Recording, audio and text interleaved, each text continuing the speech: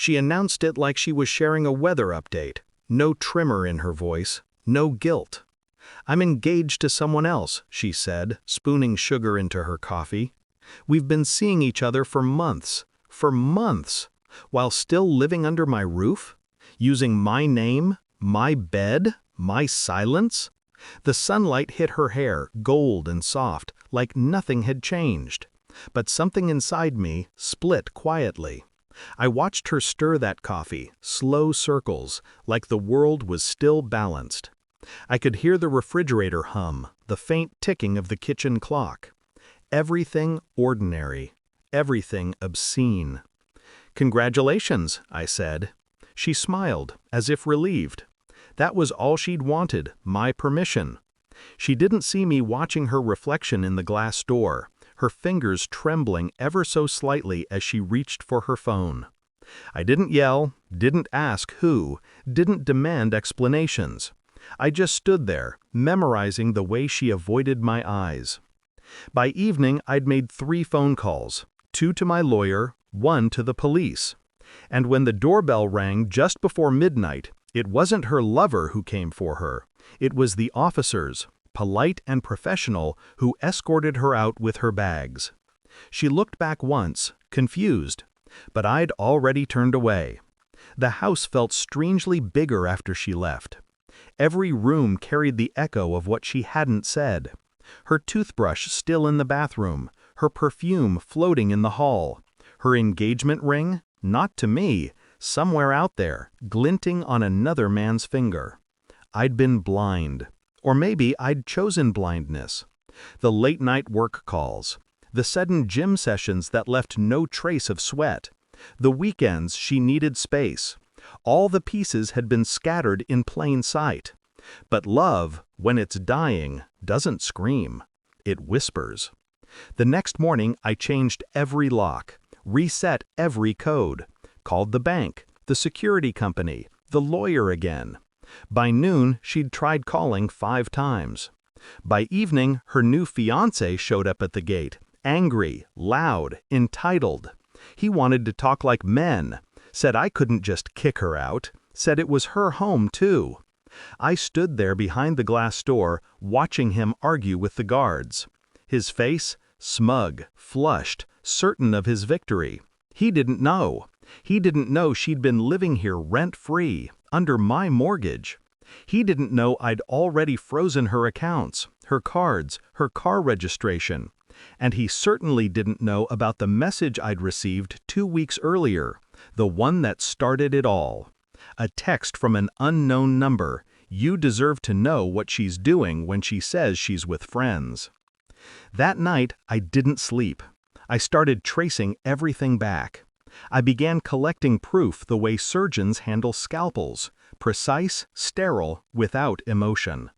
Bank transactions, location logs, surveillance footage from my own cameras, the ones she didn't know I'd upgraded. She'd been careful, but not perfect. No one ever is. Each discovery felt like removing a layer of skin from memory. The dinners I'd cooked, the laughter, the promises, gone. Replaced by dates, times, screenshots. I found her at a hotel 3 blocks from where I worked. Same room, repeated bookings. Sometimes during the middle of my business trips. Sometimes during the nights she'd said she was home early. Her messages were mundane. "Miss you. Be safe." He suspects nothing. But each one landed like a blade under the ribs. I didn't cry. I just kept reading. Every truth came with its own silence. By the 5th day, I had everything. Her affair mapped, her finances exposed, her lies archived. I printed it all and placed it in a neat envelope. Then I waited. She came back 2 days later, accompanied by him, demanding entry, threatening lawyers. I let them in, calmly. She looked smaller somehow, tired, anxious. He looked angry, defensive. "Why are you doing this?" she asked, as if you don't know. I handed her the envelope. She opened it. Her smile faltered at the first page. Each photo, each transaction, each message laid bare in black and white. Her fiancé leaned over her shoulder. I watched his face drain of color. He read her texts, saw his own name threaded through deceit. But then he found the parts she'd hidden from him, the ones where she'd said she was still taking my money, still sleeping here for appearances. The air shifted. He stepped back from her like she was poison. She whispered something. I couldn't hear it. Didn't need to. I just stood there, silent, still. Control tastes like nothing, but it fills the lungs completely. I want my things, she said finally, voice cracking. They're gone, I replied, donated. Except the ones that belonged to me, she blinked. Everything belonged to you, she whispered. Yes, I said, now you understand. Her fiancé turned toward the door, didn't look back.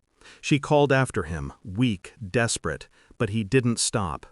The sound of the door closing behind him was the softest form of justice I'd ever heard.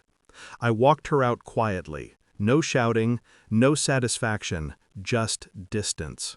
The police waited by the curb, protocol, nothing more.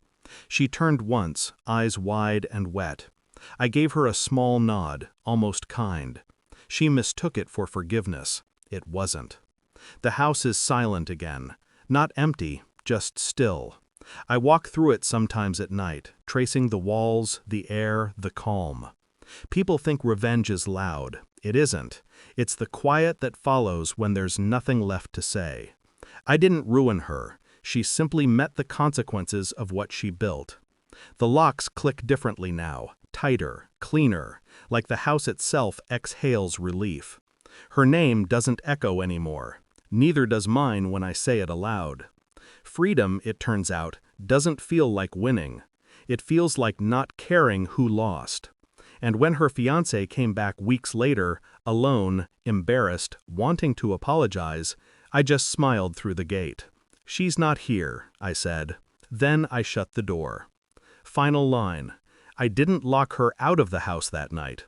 I just closed the door on the version of myself that still believed she loved me.